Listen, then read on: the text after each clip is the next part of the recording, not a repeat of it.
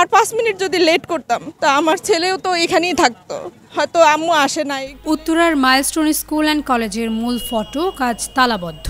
দ্বিতীয় দিনের মতো বন্ধ রয়েছে শিক্ষা কার্যক্রম, ক্যাম্পাসে নেই কোনো শিক্ষার্থীর উপস্থিতিও। তবে প্রতিষ্ঠানটির সামনে গেটের বাইরে রাস্তা জুড়ে উৎসুক জনতা ও গণমাধ্যম কর্মীদের ভিড় দেখা গেছে। বুধবার সরেজমিনে ঘুরে দেখা যায় সকাল থেকে ফাঁকা থাকলেও বেলা বাড়ার সঙ্গে সঙ্গে মানুষ জড়ো হতে থাকেন। কেউ মোবাইল ফোনে ছবি তুলছেন, কেউ ভিডিও করছেন। গণমাধ্যমের ক্যামেরাগুলো স্থির হয়ে আছে তালাবদ্ধ সেই গেটের দিকে। মাঝে মধ্যে ভেতর থেকে কেউ বের হলে ছুটে যাচ্ছে ক্যামেরা আর মাইক্রোফোন। সেখানকার এক নারী বলেন, মাইলস্টোন স্কুলে যারা গিয়েছে এবং এই যে তৌকির, সেও আমার সন্তান। আমি তৌকিরের জন্য নেমেছি। কলি ঝরে গেছে, হ্যাঁ কলি ঝরে যেতে পারে, আজকে হওয়া বাচ্চাটাও চলে যায় পৃথিবী থেকে, কি করি আমরা তার জন্য? কিন্তু জলজান্ত একটা বাচ্চাকে একটা মাঠ তৈরি করতে তিলে তিলে, তারপর সেই বাচ্চাটা ছায়া দিবে মাত্র পরিবার, সে চলে গেল। এটা যে কত শোকে, এটা কত কষ্টের, এটা আপনারা কি বুঝতে পারছেন? আমি বুঝতে পারছি। অ্যাকচুয়ালি আমার বাচ্চা ইংলিশ মিডিয়ামে ছিল। আমি যদি স্পষ্ট করে বলতে চাই, আমি জানি ইংলিশ মিডিয়ামে 30 জনের বেশি একটা শাখায় বাচ্চা রাখে না। এখন অনেকেও বলছিল একটা শাখায় নাকি 50-60 জন করে। আমার জানা মতে 30 জনের বেশি রাখে না তারা। আপনারা এখনো অনেক ইংলিশ মিডিয়ামে আসে গিয়ে দেখতে পারেন। হ্যাঁ হ্যাঁ, কিছুতে থাকে, যেমন ধরেন বড় বড় মানারাতে 60 জন আছে, বড় বড়গুলোতে মানারাতে যেমন, তারপর ধরেন আরো এরকম বড় বড় যেগুলো থাকে ক্যাম্পাস, সেগুলোতে থাকে। কিন্তু এই ছোট ছোট কিছুতে না 30 জন 35 জনের বেশি রাখে না। তো গুম করা হচ্ছে, এগুলো আসলে কি বলছে আমি তো আসলে ছিলাম না, আমি জানি না। ওই ঘটনা সম্পর্কে এক শিক্ষার্থী বলেন, আমরা তো বের হয়ে দেখি, বের হওয়ার সাথে যখন চোখটা মেলি তখন দেখি যে ওখানে আর কি প্লেনটা ক্র্যাশ করছে, ভিতরে ফুল সাইড আগুন ধরে গেছে। মাইলস্টোনে যারা ছাত্রছাত্রী গার্জিয়ান সবাই এদিক দৌড় দিয়ে বের হয়ে যেতেছে।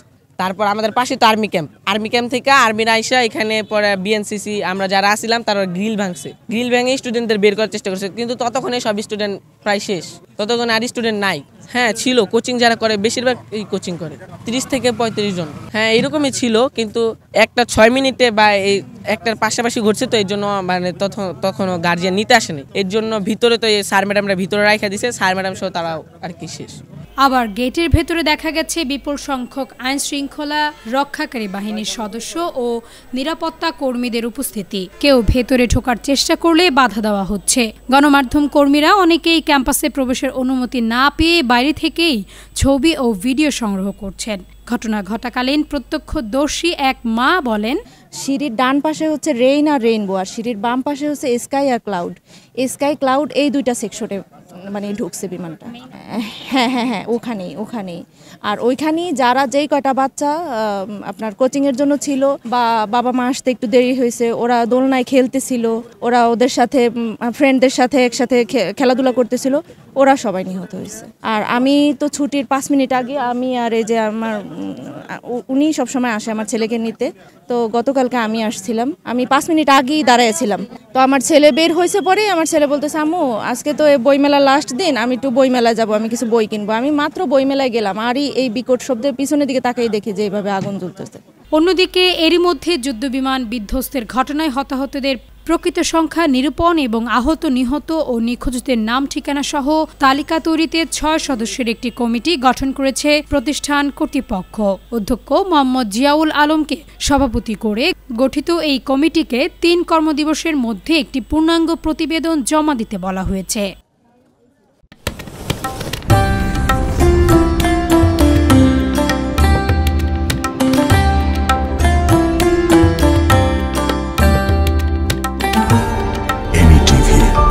স্বাধীন বাংলার স্বাধীন কণ্ঠ।